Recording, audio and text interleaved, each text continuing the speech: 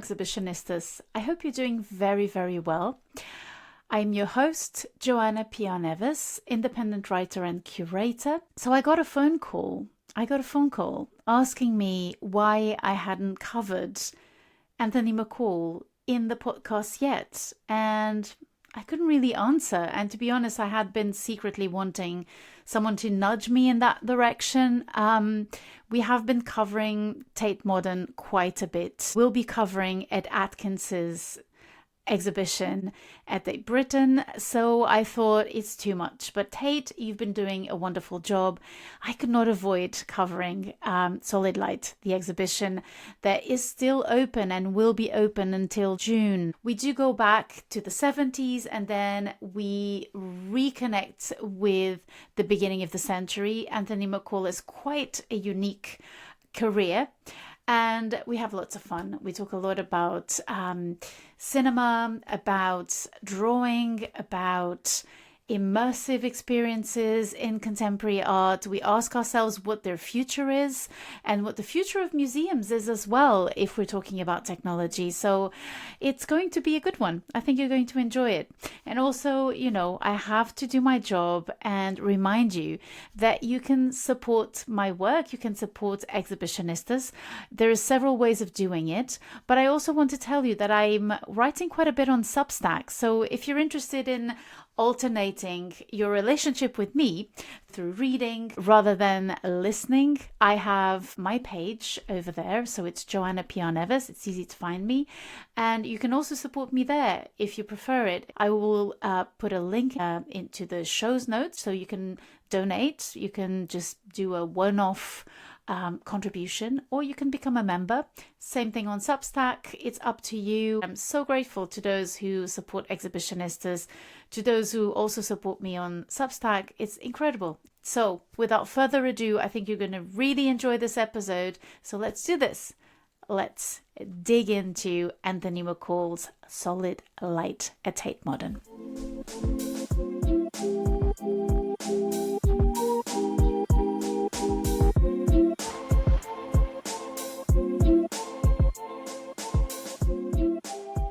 Hello and welcome to Exhibitionistas, the podcast where we visit exhibitions so that you have to.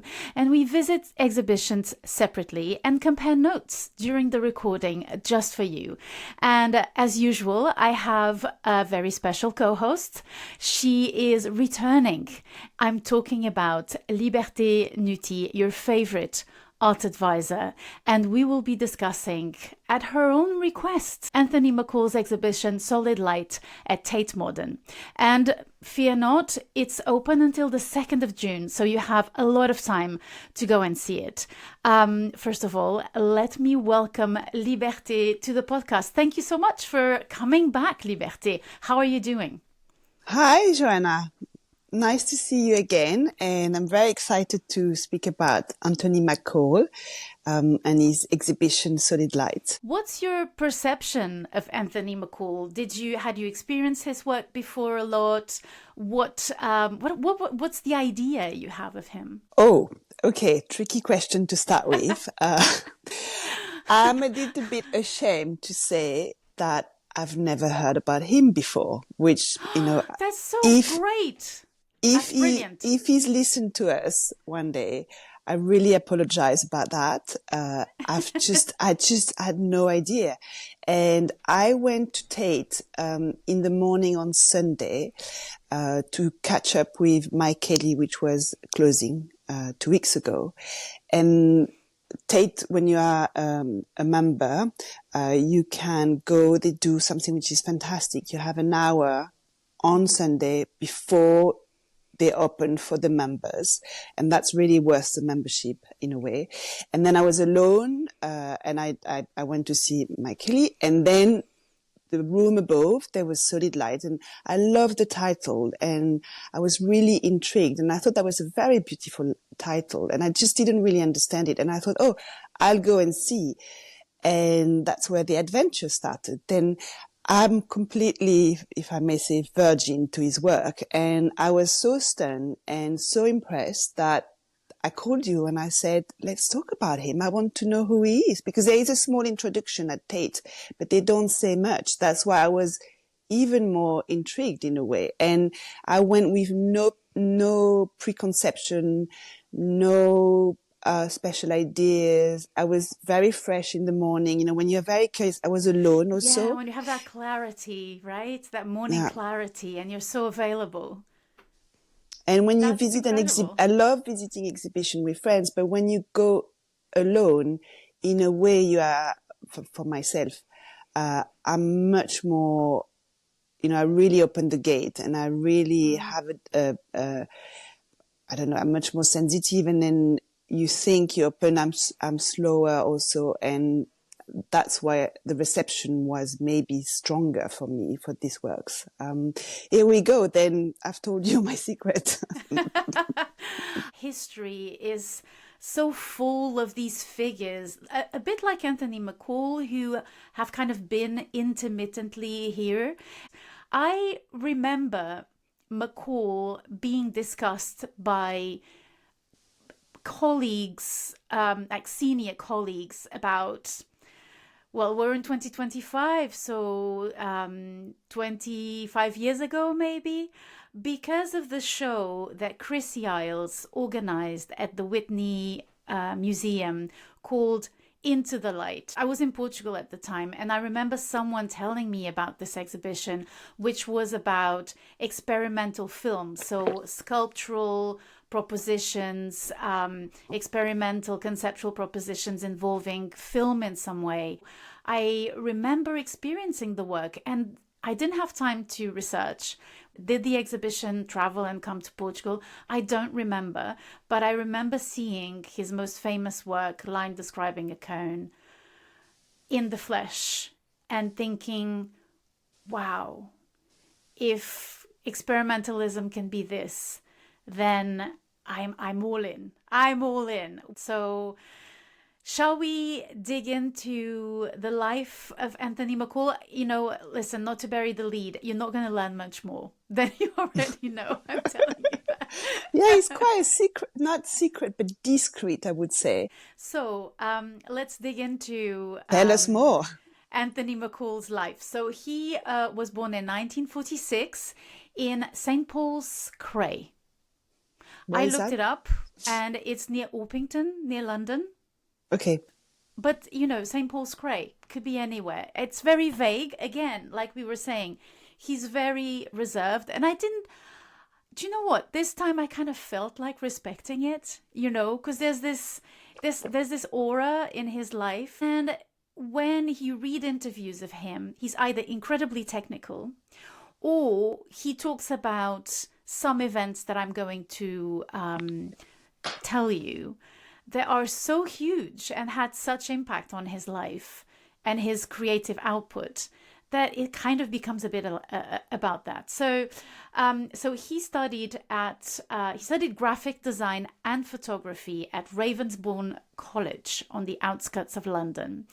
And so I'm quoting him, so this is already his young adult years. He became, quote, steeped in other ways of using cinema.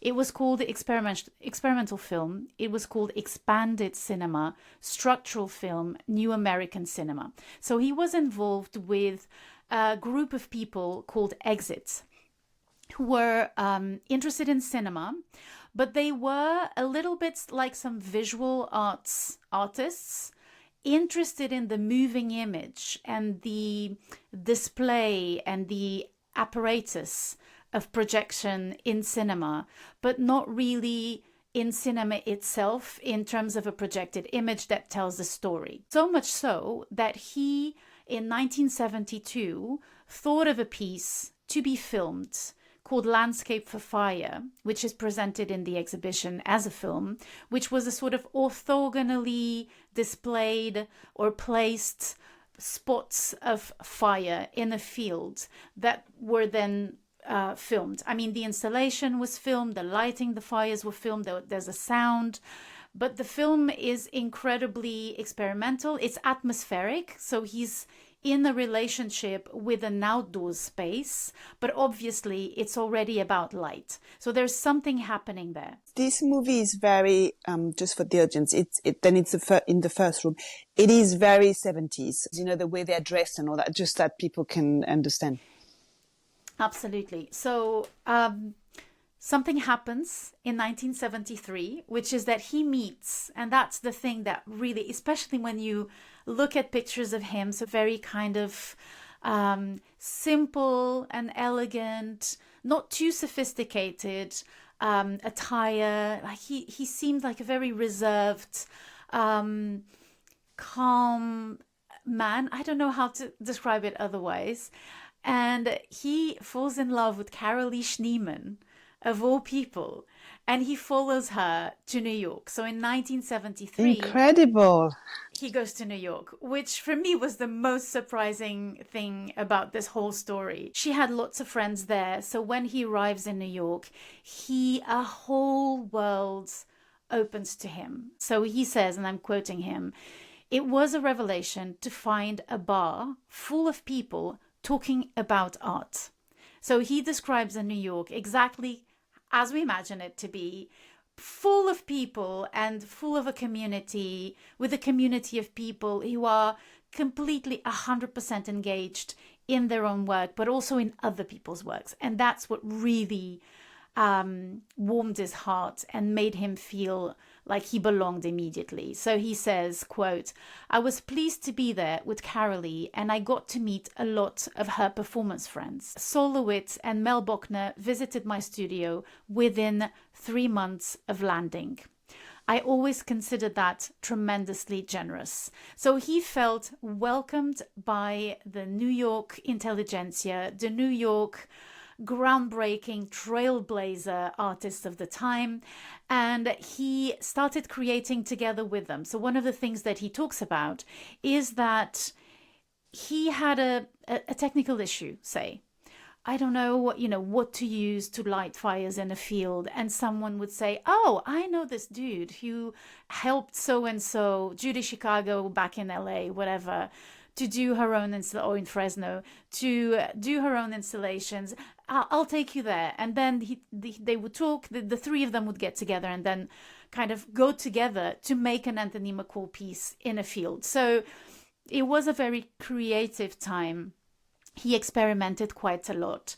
And in 1973, he devises a line describing a cone. So that's the major turning point in his activity, where he first works with a 16mm camera, a projector and camera, and he works with the cone of light that is projected by the machine, and the whole piece is absolutely what he calls an animation film. Drew in some ways on the wall through a projection, through a camera, a dot. So it starts with a dot of light that very slowly starts forming a circle, and in that movement, so it takes 5 minutes for you to kind of realize how it's working and what it's doing. And once the sort of orbit starts to happen, you start to realize that there's a sort of a silky cone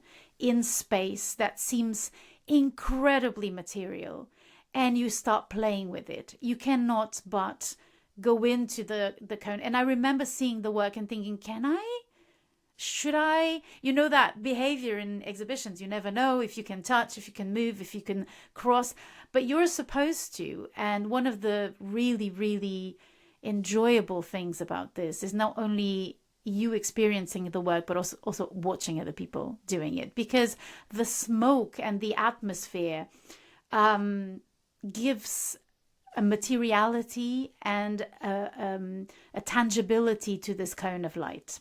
And we'll talk about that aspect in a bit. So he starts devising several works, and something happens in 1977. And he's invited to present Line Describing a Cone at the Moderna Museet in Stockholm, in Sweden.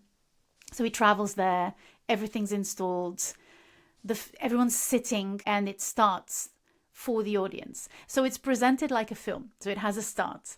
And he says, well, the first 5 minutes are incredibly unsettling because nothing happens. But it's the 70s, right? We're used to this. So the audience stays. This is in Stockholm. Everyone's polite. They wait. After 5 minutes, nothing happens. The film goes on. Minutes and minutes pass. Nothing. It's absolutely invisible. And the reason why it's invisible, it's because in New York, he would present his films, his installations in old warehouses that were incredibly dusty. The atmosphere was full of dust. There would be at least 10 people smoking cigarettes. And that dust and that cigarette smoke would materialize the lights. No one was smoking at the Moderna Musette.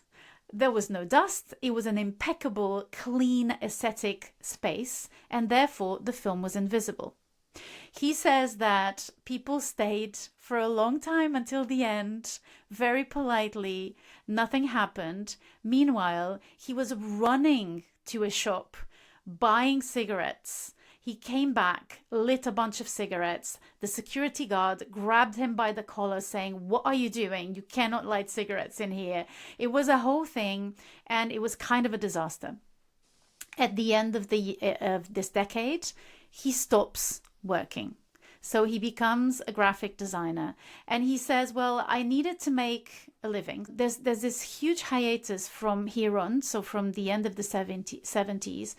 And when he was asked whether it was difficult for him, how he lived this kind of distancing from his own practice, not only the art world, but also his own practice, he said, well, every so often someone would want to interview me about my art, and that was always rather painful.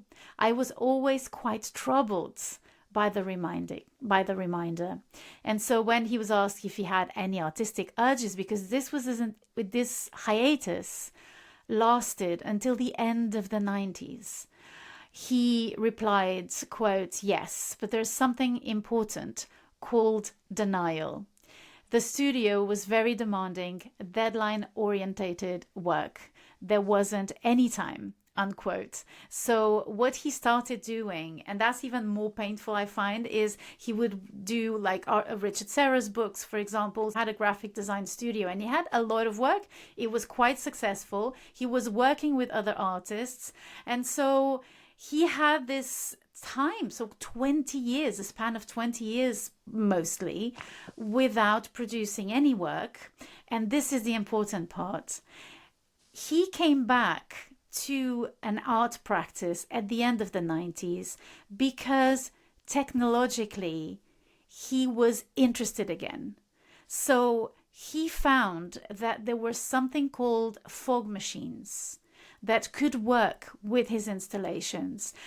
And so at the turn of the century, he participates in this exhibition in 2000 by Chrissy Isles, who's a very, very important curator, and whose exhibition Into the Lights reached Portugal, at some point. It was a big deal. It had lots of reviews. It marked an era.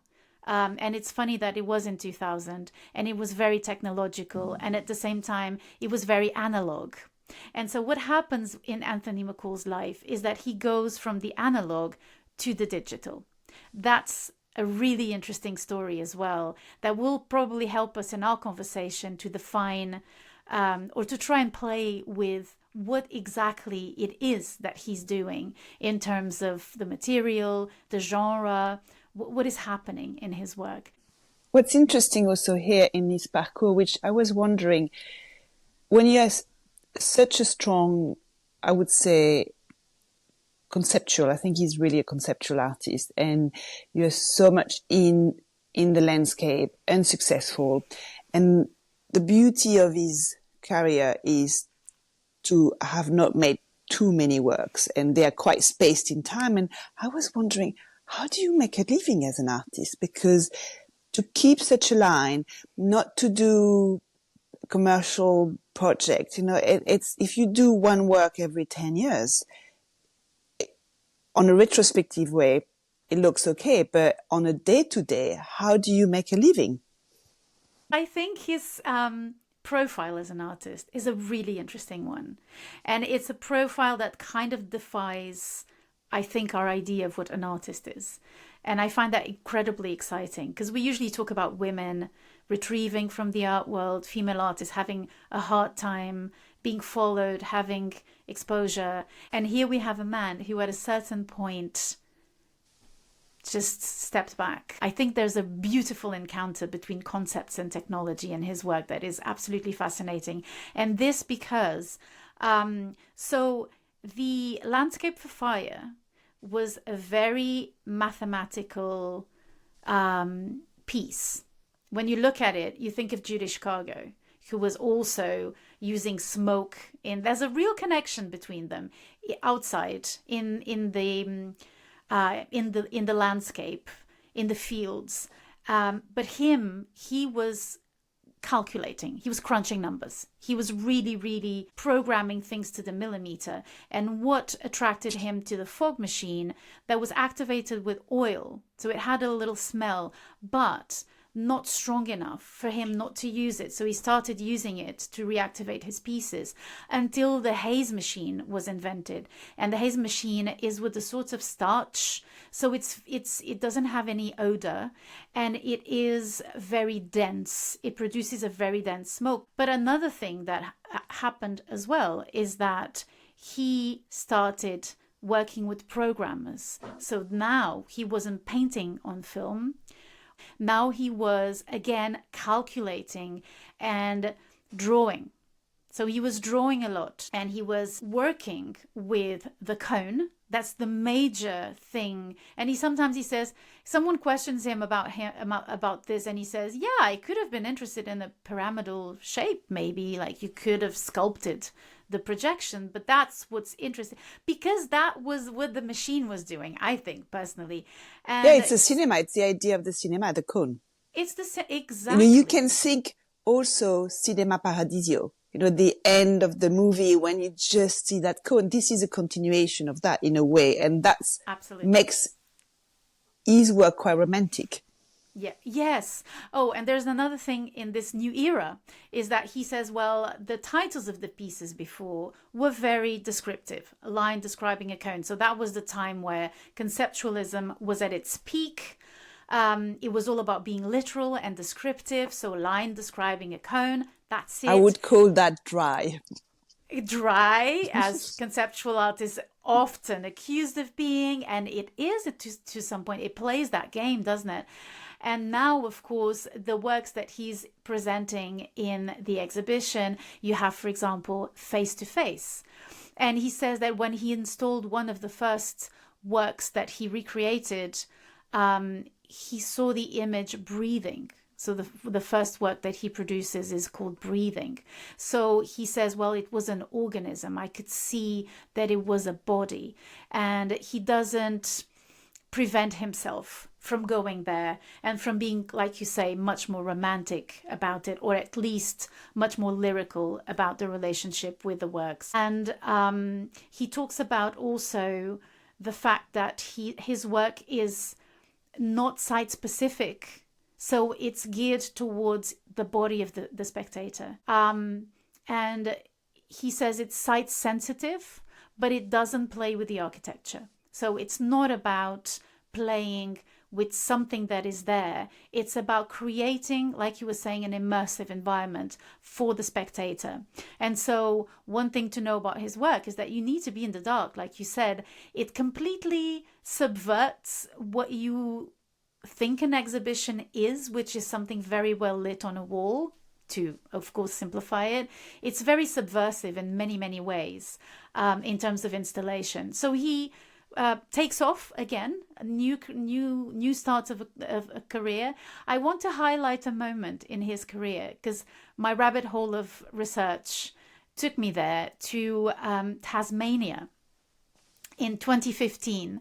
There's a festival called Dark Mofo in Tasmania, and he created something called Night for the Derwent River. And so for 10 nights, night ship was a ship that would sail along the shore with a searchlight. So it was obviously a cone of light into the night that you could see in the darkness. I like the idea that the night is kind of a dark room of a museum as well. I like this this notion. So yes, we come to now the Tate, the exhibition at the Tate. Now he's I don't know, he's in his 60s, 70s, I would say. Oh, well, he was born in 46. So okay, then he's he's in his 70s. Late Yeah, 70s. late 70s. He also has two very good galleries, one in London and Germany, and then one in America. Then maybe also when you get to these really established galleries, they also, their work is to make sure you are represented in museum. Then there is a momentum of, I think, what he's doing, which is relevant, and also where he is, because before, if he was just a graphic designer, becoming quite obscure. I would say that his work is being regularly shown and touring kind of the planet. And the galleries that you mentioned is Sprutmagers in Germany and the UK, and Sean Kelly in New York, if I'm not mistaken. Exactly. Yeah. New York, LA, yeah. There are two really big galleries. Liberté, apologies. I didn't tell you much more than you already knew, I think. It is a life I think on the contrary, I think it's like his work, there is an elegance to even his life. It's quite discreet. And when you hear him talking, even though, because I was wondering, is he an American artist or an English artist? And when he speaks, he has a strong English accent. He's very English, and even in the way he speaks, he's very restrained, which keeps not restrained, more reserved. And the way also he presents things are very reserved. Then I think you gave us a lot of clues, and that really kind of goes very well with his work. So what was the thing that kind of stayed with you regarding his biography? That he's an artist who started from the 70s, and then this amazing in the first cone light is 1973, which is a long time ago. And then that's what I love in his work is the whole discovery of the haze and the way he was using before the smoke and then the dust, which kind of gives his work a very bohemian feel. Yes. And, because it's so clean and conceptual, but then you have this fantastic, you can see it's New York, it's fun, they're smoking, he's part of the crowd, and you can feel that in that work. And I just didn't really know. When I hear you, I'm like, of course, that's his humanity. That's why the work is so fantastic, I think, because it started so early, and it's rooted in that bohemian, very artistic moment of New York. You go back in time and you see where it comes from. It's quite touching and moving. So I think we should go for a break. Dear listeners, if you want to get a cuppa, if you want a coffee, if you need to go, just take this little break. We'll be back very, very shortly. So stay tuned. Stay with us.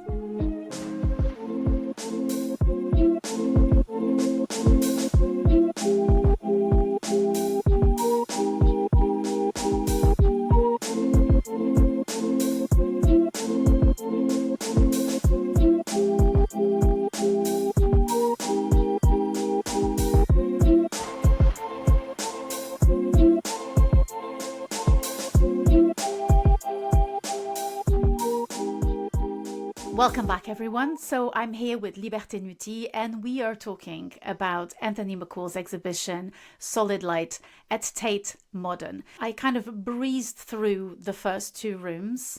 I had seen Landscape for Fire, the film, which is in the second room before, can't remember where. And the first room is very technical drawings, some photos of the works that you're going to see then in the third room. And so it is a curated exhibition. It was curated by the great Gregor Moyer. And so this exhibition pays attention also to the technical aspect of Anthony McCall's work. But because I knew what was waiting for me in the last room, and because maybe I saw so many drawings of his at Martina Bucaya Gallery in Paris, which I love and that are really beautiful. He has really beautiful drawings. These ones were far more technical. So although I'm a drawing person, I honestly did not, I have to confess, spend much time in the first room. What was your experience? The first room is very technical. It's very small. And like you, I skipped it because I just wanted to see the work. And I just didn't have the attention or to really get very nitty gritty. And it must have been a difficult decision as a curator. Do you put that at the beginning to explain, or do you let people experience? Then you do a bright room with all the drawings. As a visitor, I would have preferred that because you experience everything. You're completely open. You're completely in awe. And then you say, okay, what it is about. And then you have the CV and then you have the drawings, and that would have been better because when I left, then you end up in front of the lift and then that's it. Then I skipped the first room, got in the second room where you have a classic movie on the wall, and the movie is a field, very green field with white. I think they're all men. They're all dressed completely in white, which is very 70s and very cult-like. Yeah, very cult, very John Lennon. They're all very, very long. They have long hair. They have, I think, maybe some have beard, and then they have this flare trousers, and then the jacket which goes with it. Then it's totally 70s, and they are lighting every, I don't know, 2 or 3 meters. They are putting these fires, and you have these fires clearly in special spots. So that was in 1972, and it's called Landscape for Fire. And those people are the members of the Exit group of experimental cinema that he's worked with. Yeah, it's quite powerful. It's very conceptual. It's very 70s, but there is no explanation. Then it kind of puts you in the mood, but it's difficult to understand what it is. And I was like, right. Then you watch it a little bit. And then there is a corridor or kind of and then you just know you are going to enter to something else. And that's where I went. But in retrospect, this movie from the 70s, the Landscape for Fires, really stayed with me. Because it anchors the work. It kind of, and it's a very strong image. They're like a bit like, you said, druids. Druids. They're like druids. Yes. You feel you could be in Stone Age or some weird Celtic village in Wiltshire. I don't know where it was shot. I didn't think about that. You're quite right. And it makes sense with the work afterwards. I think then that kind of gives some weight to the whole project. Then from that room, there's a corridor, and then you get in very, very dark rooms where there is this projection of light through a cone. Then, as always, in a very dark room, you need some time to adapt and understand where you are. Are you safe? Like when you are a child, you touch a wall to make sure this is okay, and your eyes will adapt to that environment, and soon you will see the grey in the black. And then there is this first great work, which is, I think, very captivating, and it's in the first corner. In the movie, at the entrance, Anthony McCall say, don't look at the drawing, look at the cone, look at where the light comes. Then I turn there, and then you think, oh, I'm going to be completely blinded by that light. But the way he does it, you are not. Then you have this light in your face, and that light also creates space, because the way it's quite technically explains. I'm not sure I completely understood how he did it, but because this projector turns, the lights makes these diagonals, which are like solid blocks of, they're like solid blocks, but actually you can put your hands through because it's only air, and that's created by the A's. Then it's very fun. You start to put your hand through it and your head, and the haze create that great atmosphere, which breaks this really dry, and very geometric aspect of the work, and also the cinema thing, because you are looking at the projector. The cinema, you look the other way. Then it's just fantastic. And I was alone. Then I just really got very playful in it. And it was just beautiful. Yes. The lines are diagonal. They are like big blocks of it. Imagine if you had a big glass, then it's very straight. The other I'm more round, in the round. This is very, very straight. Then you kind of go, my hands was going from one side to the other. You go underneath, above. And and you touch a work. Normally you're not allowed to touch works because it's on the wall. And here, first you're in the dark, and then you can go through it. And that's where he gets technical with him, right? So he explains the way he devises the work, and is incredibly careful with the right distance of the projector. Line describing a cone, he says, because it's film and it's painted on, so the film is worked on, he said, and because it's that kind of projector and that kind of material, so the film is celluloid, he says the light is very silky. The cone of light that it creates is incredibly silky. Whereas with the other projectors, because it's pixels, the pixels make it a bit, you can see the pixels and it's a bit clumpy. So in both cases, the texture changes, but the light is incredibly, it's almost a blue, it almost has a blue kind of hue.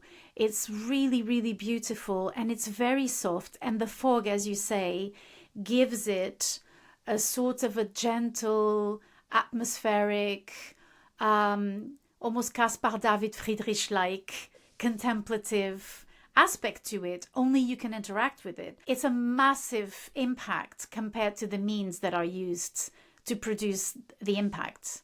So yeah, I mean, and all the works are in the same room. The atmosphere is so full, and you see so much of that mist. You're like, oh, I'm going to be a little bit damp at the end, which you're not. And the machine, maybe we were three in the exhibition. The machine also makes a teeny noise, which is like. So I have to the talk wind. about that. Okay, because I think that's when. Then you need some time to relax. You need to be really. You need time to adapt to your environment. But when you're there, you notice the mist, you notice the age, you notice the light, you notice this very soft sound, which is shh. And then you think, I'm in the Highland in Scotland or somewhere, that's, but tell us how he does it. So there's another thing that separates, the analog with the digital is that, and here we enter into the discussion about what it is that he's doing. And you very rightly said before the break that he comes from experimental film, from graphic design, and from a bohemian, incredibly attuned group of people who were making things together.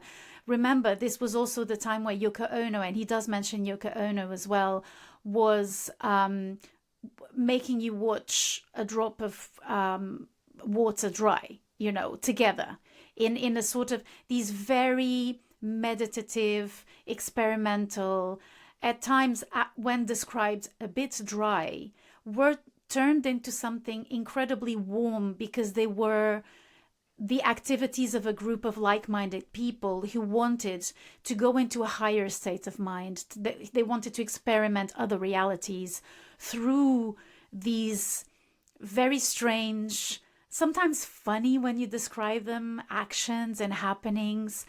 And so he was coming from there. But he was also coming from this idea of deconstructing cinema and looking at cinema in a different way.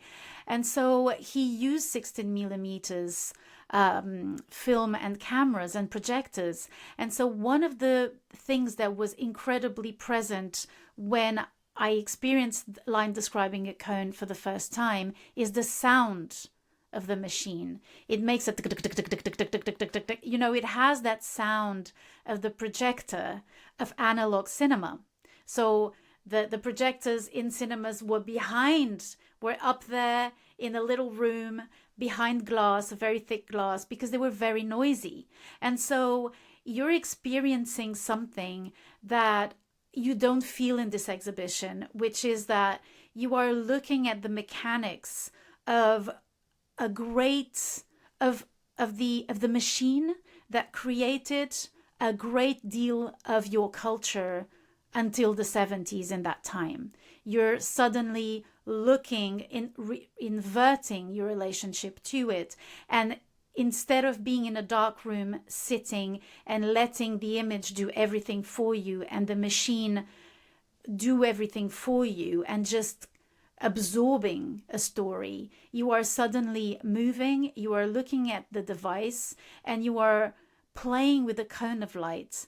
And it's very much connected with the theories of the time. So Marshall McLuhan, who in his seminal text declared that the medium is the message. You weren't using a technique in order to get to something else. The technique was the purpose of your use. So if you are using electricity, you don't use electricity to get to something else. Electricity is light, and it brings you light. And so the container and the contained are exactly the same thing. And so the machine that is bringing the image is actually the message and not the story that it is projecting. And you need, at that time, there was this whole theory as well that said, pay attention to the spectacle of the images that are surrounding you, because they depend upon this, and this is what is creating your relationship to the world. So at the time, that line describing a cone was a drawing on the wall with a projector, with light, but it was also a discourse about the culture. And if I may say very quickly, that my PhD was about Sol LeWitt and Douglas Hubler in connection to a French inventor of the 19th century called Étienne Jules Marey. And this man was fascinating because he invented graphic recording machines, or he systematized them. He expanded their use. They were invented in Germany. So he would take a picture of a jump in its different stages, and he would produce a graphic rendering of the jump. So you had the photo or the cinematic image, and then you had the graphic that went with it. So now if you look up Etienne Jules Marey or Edward Muybridge, you're going to say they're artists and they were amazing. Who are these geniuses? But actually, let's forget Muybridge. Etienne Jules Marey was a scientist.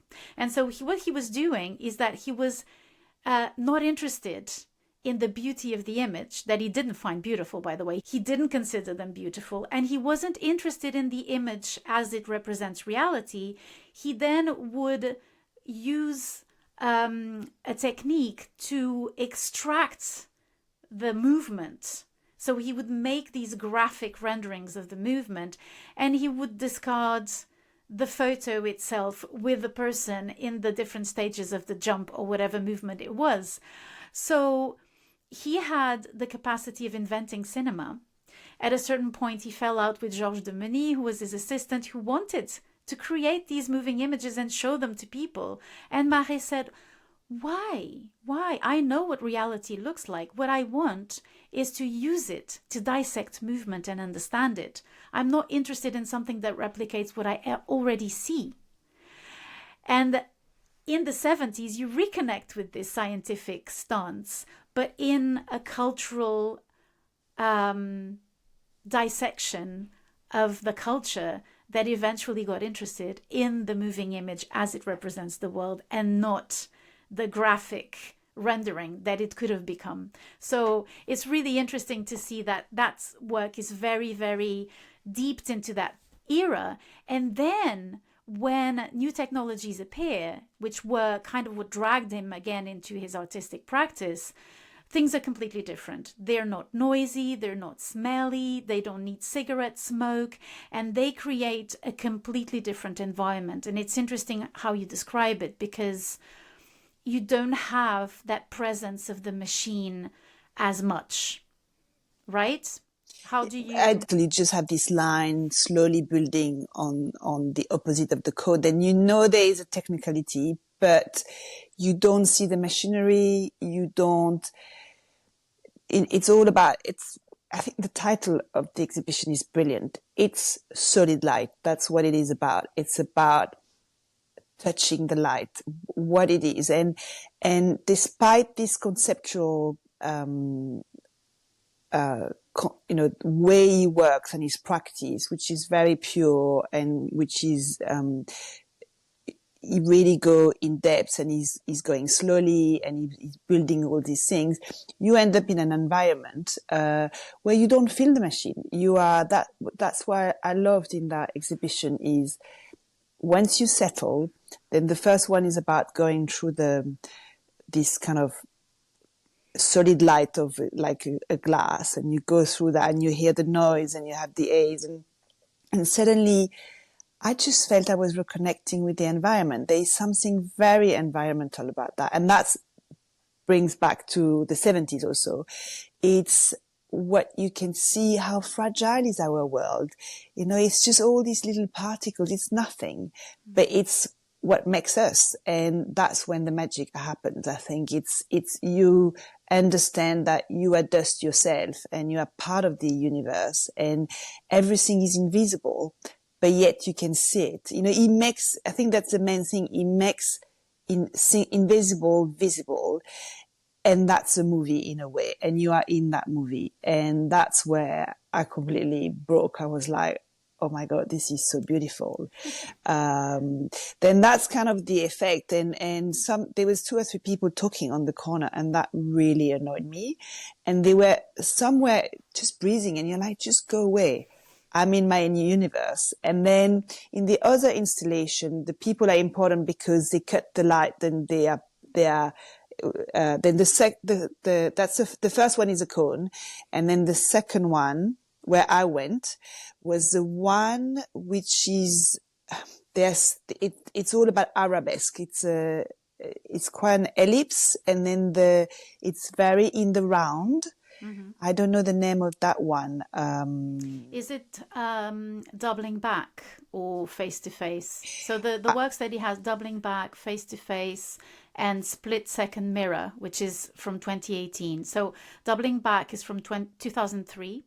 I think that's doubling back. Yeah, I think so. And that's all the arabesque. Exactly. Yeah, and then that's where I went second.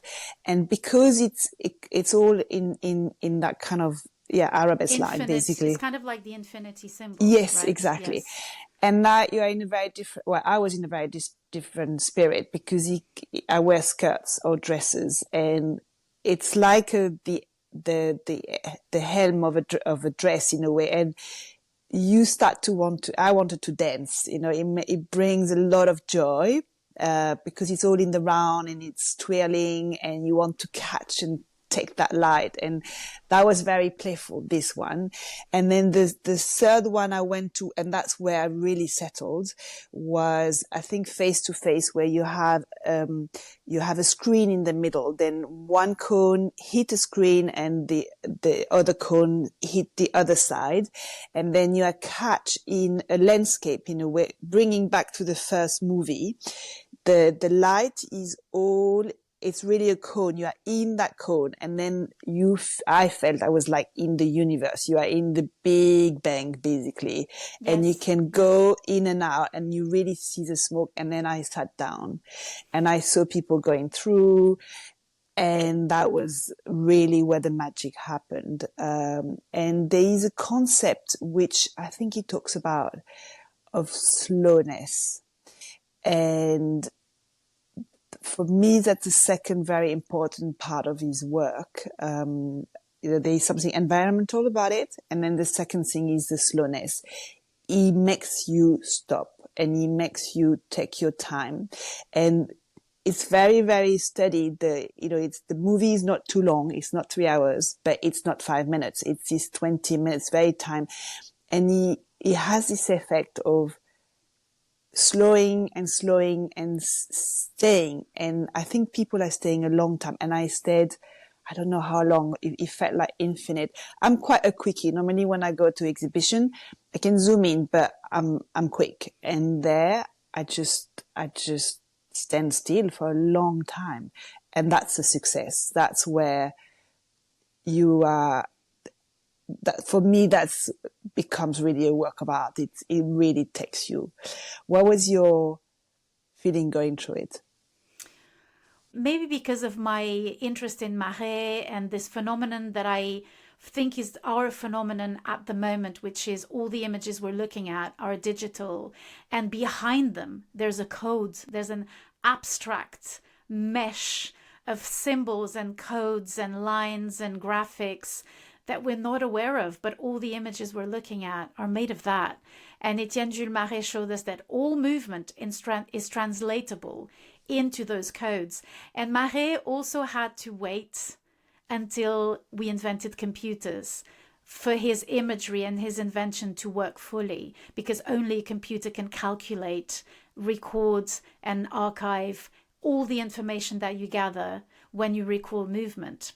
So in some ways, he started something that was then pursued by computing, and by coding, by algorithms, and by the mathematics behind computers. And McCall, the same thing. He reconnected with technology. And I find it really interesting that the atmosphere he creates is so connected to the technologies we're using nowadays.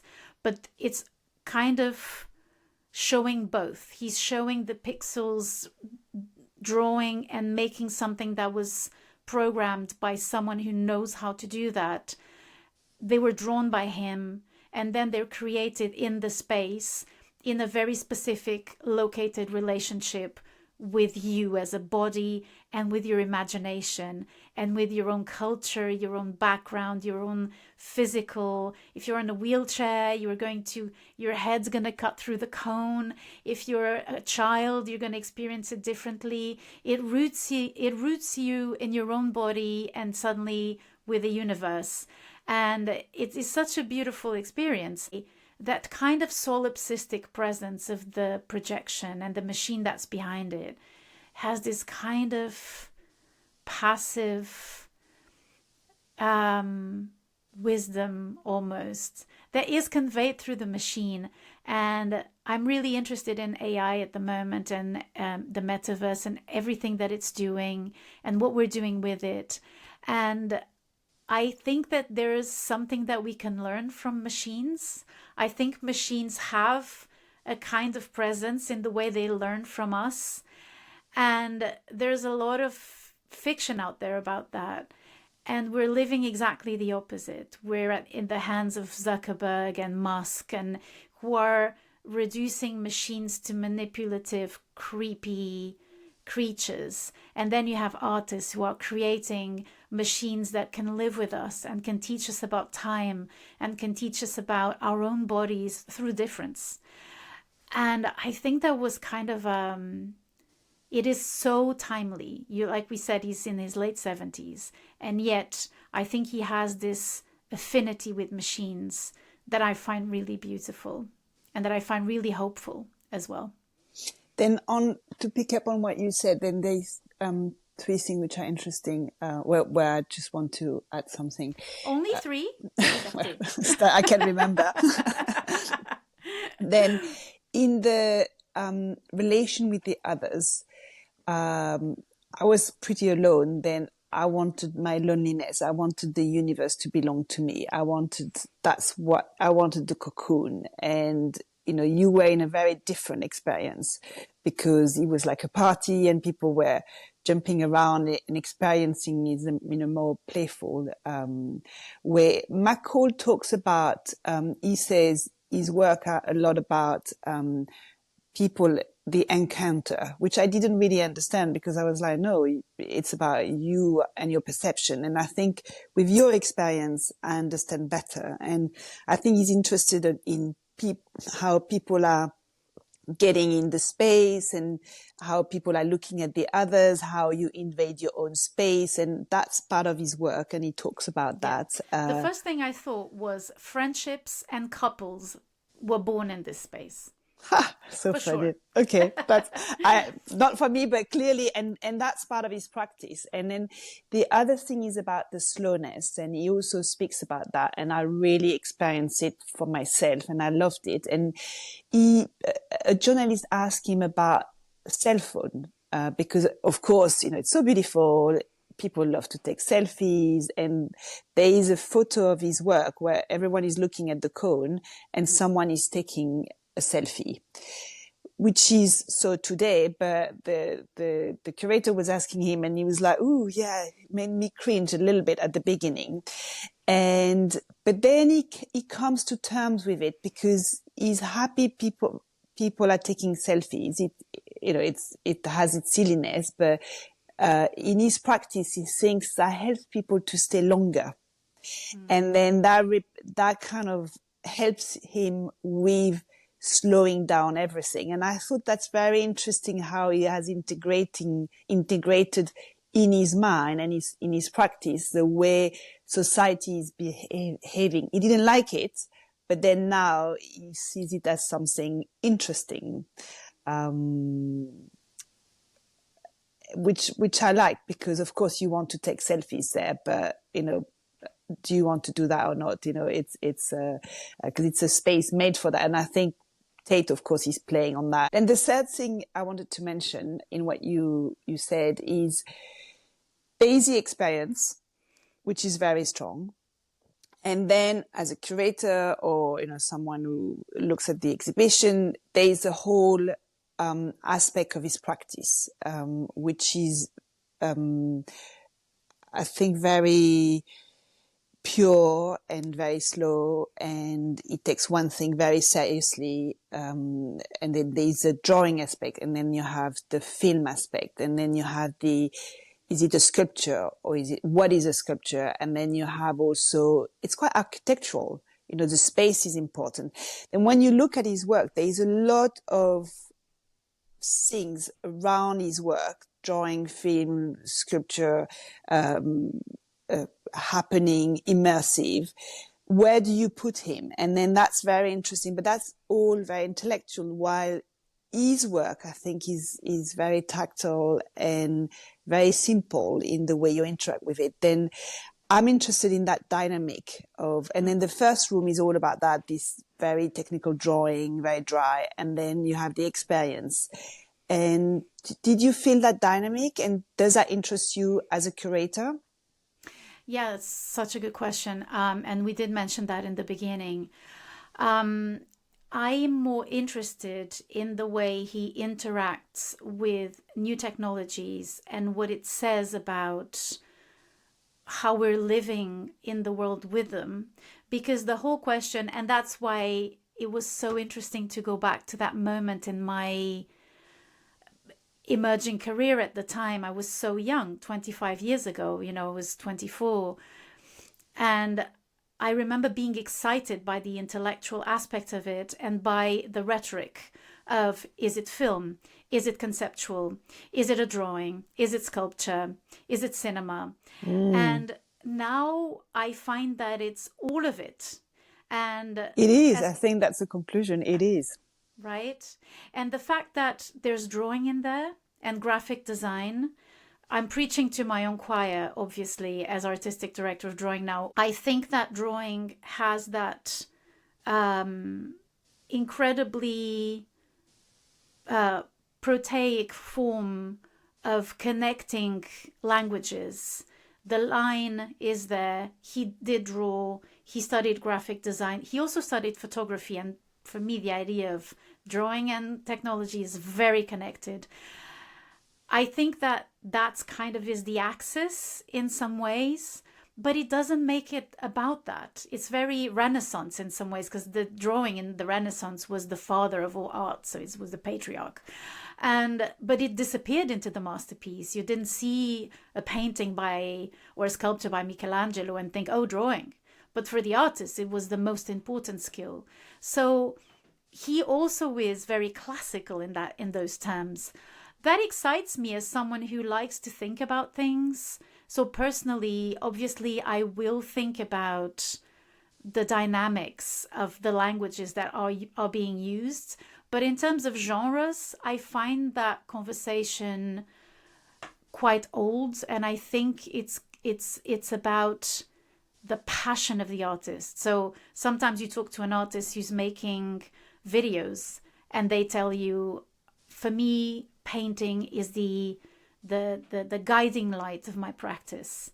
And you take it and you listen and you think, okay, that's interesting. And it helps you carry that work with you and entering it. But in your experience of the work, it doesn't really matter, because it surpasses whatever technicality the artist is dealing with. Once you've experienced the work, it's interesting to know all these things and to revisit the work. Exactly. There is different layers, and I see it more like Exactly. layers than something you have to put together. And then if you are into architecture, then you might study that side of his work. And if you are into drawing, you might look at the drawing. He does say that the architecture doesn't interest him, but you keep talking about it. So that's your relationship to it, which is valid. And I think you're right. There is something with the architecture there that he seems to be uninterested in. But then there's one thing I would like to speak about, and which is intriguing for me. When I look at his work, when I think of his work, and when I was there, I didn't really know what was the year and when they were made. And actually, I was really, very surprised they were so early.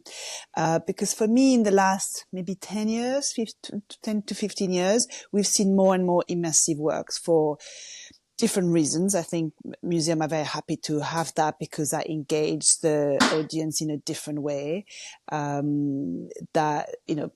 It's different to, I think, a museum. Before you used to walk in, you have to make an effort, look, understand, read.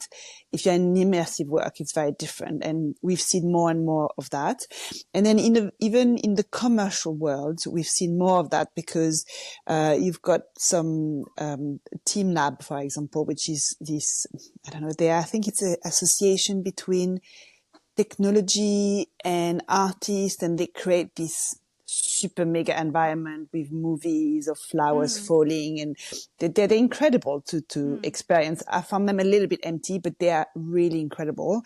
And then I think Pace is behind that, and it's called Super Blue.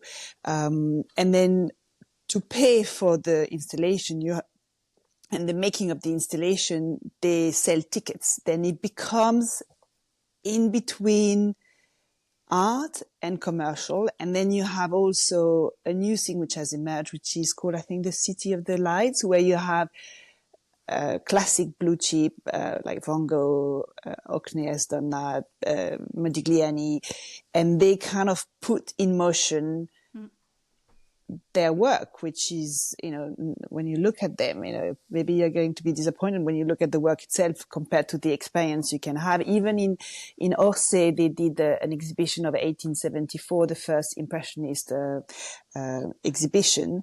And there was the exhibition, and next door there was the full-on experimental, immersive experience. And McCall is in that field, but in a way he has stayed very pure to his practice. And he could, you say, oh yeah, he's very into technology, but he has taken technology in a very, very, very selective way, which only serves him and very carefully. And that I found very beautiful. And that I found, very courageous to not just fall for things, because it's easy. Technology is exploding. We're exploring. And he's not. He's like, okay, what is important for me? What works? And as a curator, what do you think of all these new immersive works, and where do you place McCall in that? Well, I think that there's two different things, which is artists who are now exploring new technologies and immersive technologies.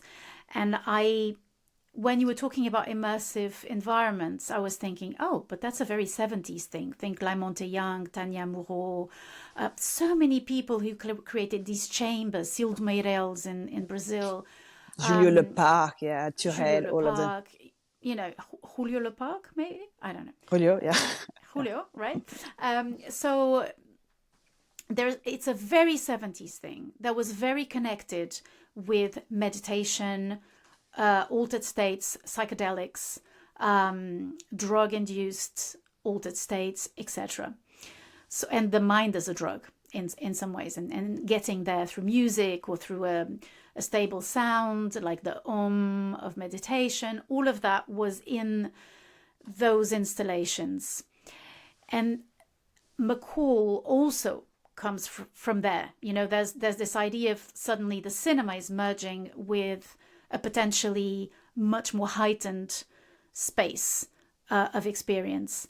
And cue to now, where you have these technologies, and that's where it is very interesting, because McCall came at the end of a technology and kind of dried it out and expanded it in its elemental quality. Whereas now you have a new technology emerging. You're not coming to the end of the metaverse and thinking, I'm gonna invert this. We're now experimenting with it. And it's the task of the artists to come and say, okay, I am not going to be manipulated by this. I'm going to manipulate it, and I'm going to work with it and see where I can take it, as opposed to where it can take me, or collaborate with it. So you have, and I urge you, dear listener, if you haven't listened to my interview with Auron Scalera and Alfredo Cramerotti called Will AI Kill the Exhibition Star? Do it, because we talk a lot about these things, and we talk about artists who are doing poetry, who are doing drawing, who are doing music with AI, or sound installations with AI, which are not what you would think spaces where you forget about yourself, like in cinema, and suddenly you're so taken by what you're seeing that it becomes entertainment. I think you're drawing the line between a real metaphysical experience of the artwork and entertainment, where it's just escapism, and which is fine. And I don't know, is it really not against it? Is that acceptable? But I think the landscape is changing, and McCall is anchor before that. And I really like the way he's threading very carefully on that entertainment, not entertainment. And the curator, I don't know why they choose to show him, but at the same time at Tate, you have another exhibition which echoes very well McCall, which it's called Electrical Dreams. And it's kind of discovering all the technology in the 60s and 70s. And it works very well, and it's very important to see it with McCall, and it's what they've done at Tate is super interesting, and it's really worth seeing both. I don't want to dwell into that. Maybe that's another episode, but that's really a good complement. That's great that you say that, because I was thinking about another answer to your question, which is that one of the things that McCall has discussed in an article for Tate Papers is that line describing a cone is becoming damaged. So the film is not how it was in the beginning. So it has specks of light, and he says that he loves that. He loves the fact that the film was Age. used, has aged, and as it happens with celluloid, it's kind of becoming like a sort of a starry night kind of thing. It's not as black as the digital. He says the digital files will remain unchanged. They're not gonna age like celluloid is aging. And so there's two possibilities for beyond his time, let's say. So the curator interviewing him asked, or the scholar, I don't know who, I can't remember who it was, asked him, so what is your decision regarding line describing a cone? Will you let it die, or will you accept to have it transferred onto a digital file? And so he said, I'm very lucky because I can decide this myself. I want line describing a cone to be what it is. And I would accept to have it transferred onto a digital file as it is, so aged with the specks of light and with a very imprecise line. So he says that the line is not precise. If you look at it carefully, it's not like the digital one. So it's not like the post 2000 works where the line is perfect. It's not razor sharp. It's not razor sharp.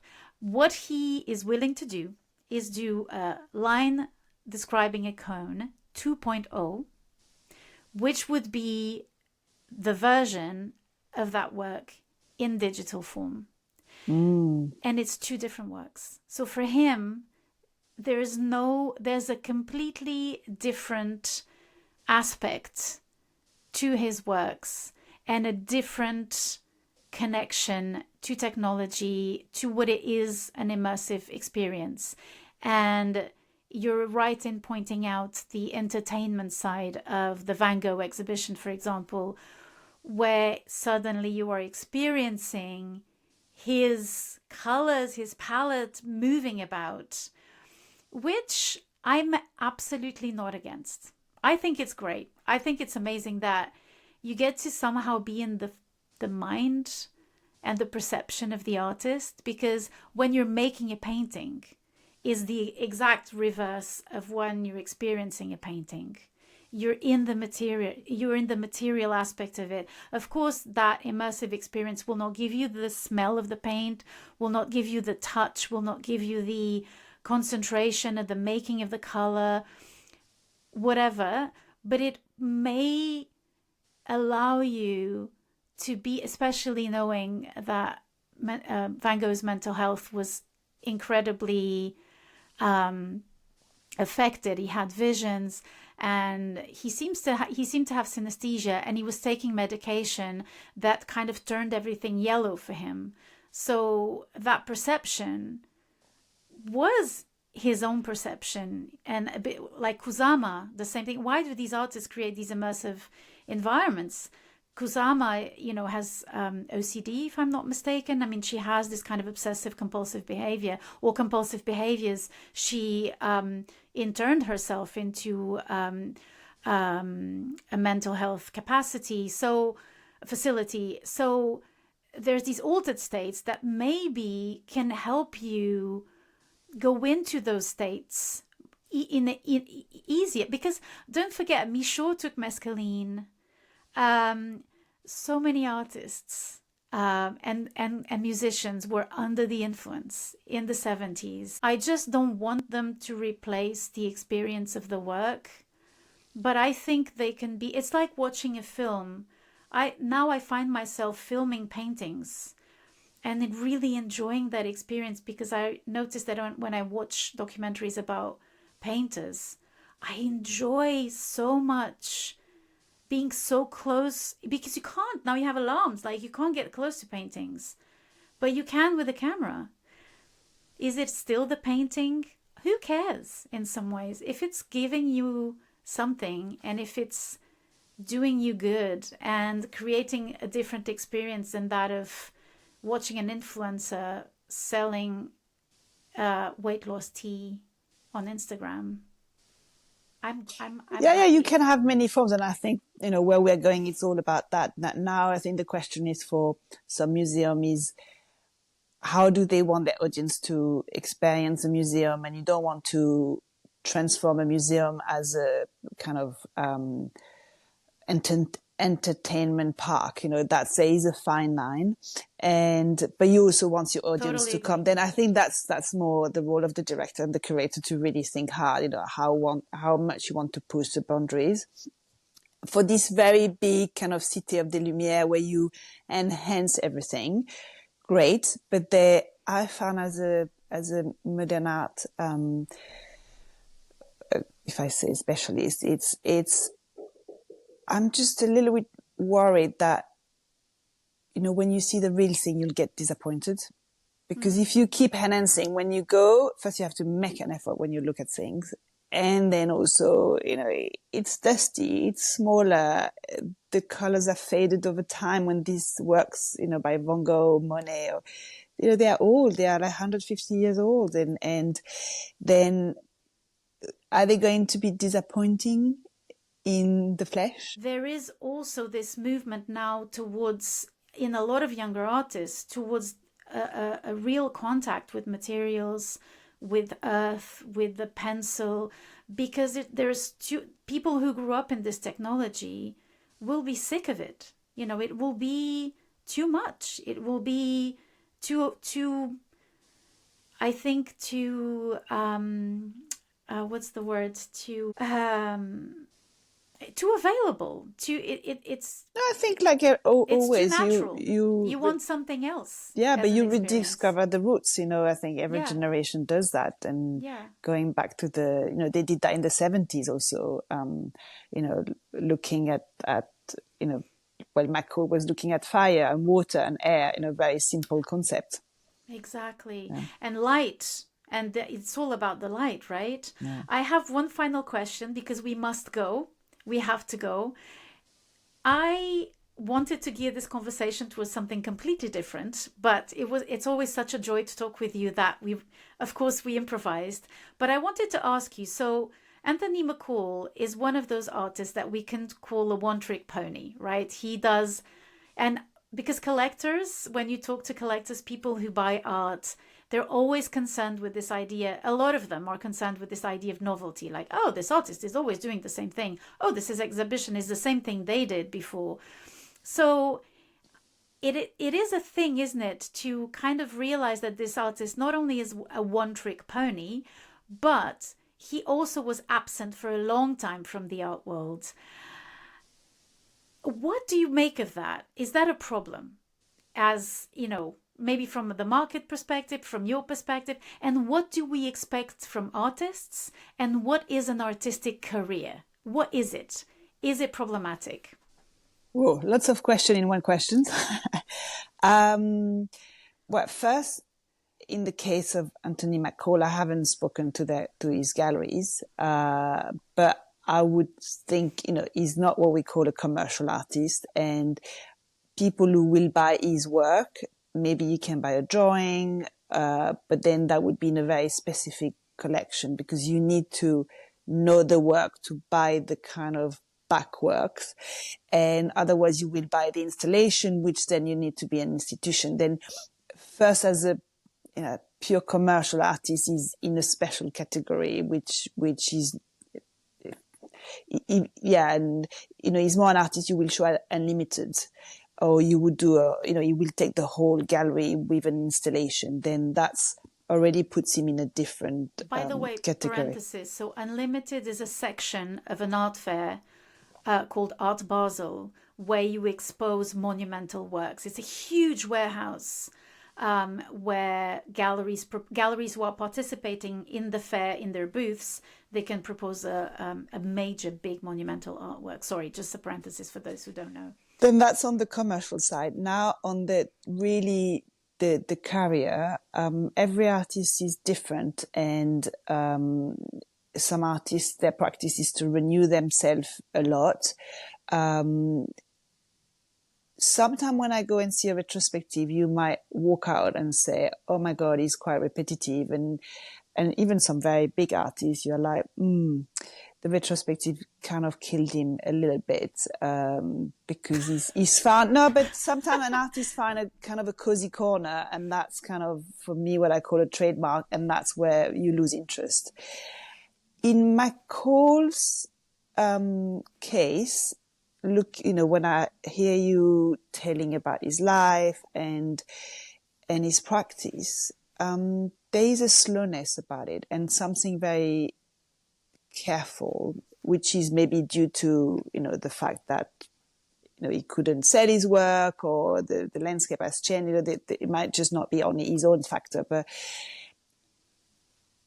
actually that plays in his favor, because suddenly you turn your head and you realize he's been so true to his own practice, to his own research, and the slowness has integrated his work, which is then, it's very admirable, and it's very pure and it's very real, and then that goes well with his body of work then, and that doesn't make him less interesting in a way. And why not? You can create just one important work of art in your life, and it's okay. Who said you have to create 5,000? Some artists are about perfection, and there is something very precise and perfectionist about his work. True. Then I'm not, I don't know, I'm not really puzzled about that. I was more wondering about him. I was like, what do you do in between? You need to have some nerves to wait, big nerves, because life goes on. People ask, you need money. It's how do you survive all these years?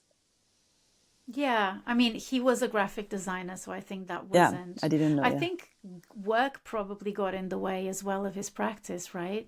But it's interesting what you say, because I think there's always this expectation of artists to have a certain kind of career and to be we have a romantic idea of the artist as this filter through which the world goes through, that will deliver a vision of the world, and the job of the artist is to go across time and keep on filtering and keep on producing images that will come from them, but also kind of reflect us and the world. And there's kind of their job. That's what they're here to do. And there's an expectation of a continuation in time. But creativity is so much more than that. And it's your worry about McCall is because you know so many artists and you know how hard it is to have a creative output that makes sense to you and also make a living in parallel to that. So it's so interesting that your mind went there and thought about his survival. How did he make it? How did he live? How was he okay? And you had this worry about him, which I find so moving.